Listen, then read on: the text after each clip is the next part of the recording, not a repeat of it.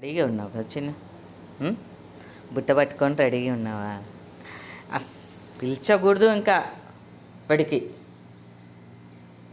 ఏడికి ఏడికి ఫ్రిడ్జ్లో ఏముంది చిన్ను? నేను పోతా రా మమ్మీ, ప్లీజ్ మమ్మీ పోయి తెద్దని రా మమ్మీ, ఎందుకు అట్లా చేస్తున్నావు మమ్మీ అంటావాడు.